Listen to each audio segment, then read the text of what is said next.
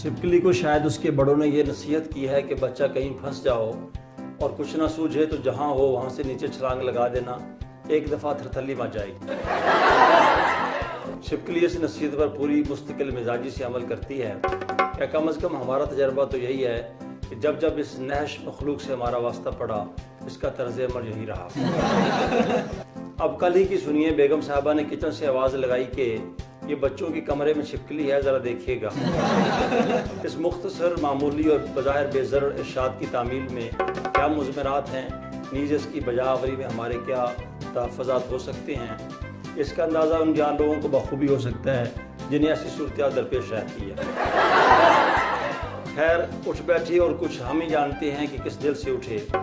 आइंदा पेश आने वाले तमाम मराहिल यकलख्त ज़हन में कूद गए।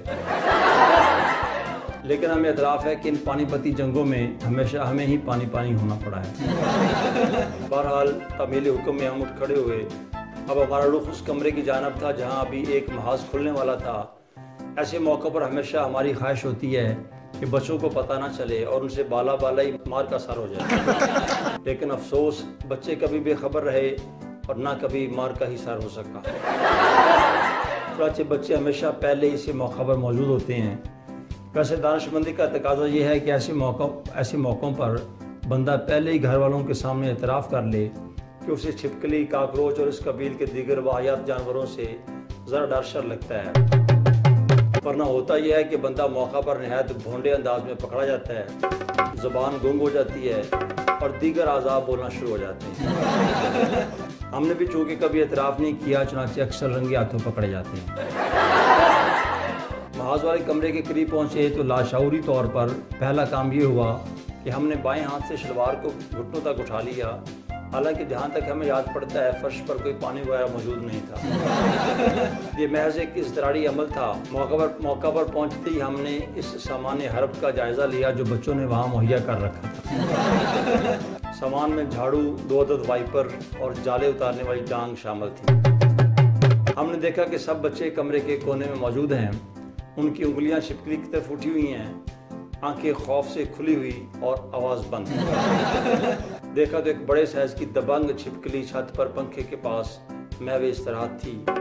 हमने लपक कर एक बच्चे के हाथ से डांग पकड़ ली। लेकिन साहिबो, अगर आपने पतरस बुखारी का लाजवाब मजमून कुत्ते पढ़ रखा है तो आपको अंदाज़ा होगा कि डांग या छड़ी हाथ में आ जाना एक बात है और इसके इस्तेमाल की हिम्मत होना एक बिल्कुल दूसरी बात है।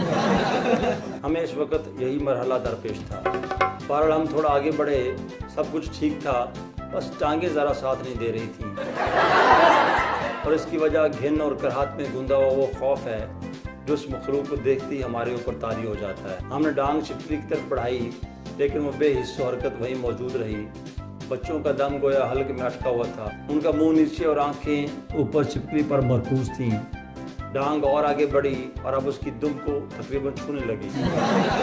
लेकिन ये भी बेसूद, अब इससे ज़्यादा जसारत की हमें सकत न थी। अभी हम रिट्रीट का सोचने लगे थे कि न जाने क्या हुआ, दफादान छिपकली ने नीचे छलांग लगा दी। साहब, यहाँ तक के वाक़यात तो हमारी होश हवास में पेश आए, चुनांचे हम खुद उनके मुस्तनद रावी हैं। लेकिन छिपकली की छलांग के बाद के वाक़यात की रिवायात में कदर इख्तिलाफ है। इसकी वजह यह है कि अब तक तो कमरे में कई ऐनी गवाह मौजूद थे, लेकिन अब मजाल है कि वहाँ ऐनी गवाह रह गया हो। पलक झपकने में मैदान खाली हो गया था। हर बच्चे को महसूस हुआ था कि छिपकली ने उसके ऊपर छलांग लगाई है, जबकि हमें तो यकीन था कि उसने ये नापाक हरकत हमारे ऊपर की है।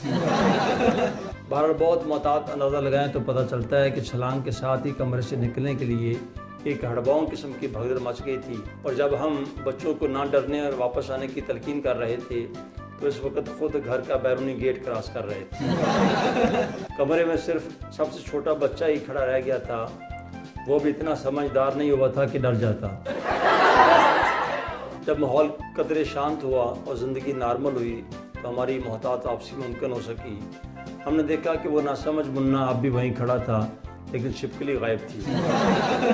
अब आसारो कराइन और मुन्ने के इशारे ये समझा रहे थे कि छिपकली ने बेड पर लैंड किया था और फिर इसे अपनी राजधानी ख्याल करते हुए कमाल बेनियाजी और सुकून से इस पर 2-1 चक्कर लगाए और फिर खरामा पर्दे के पीछे खिड़की से बाहर गायब हो गई थी।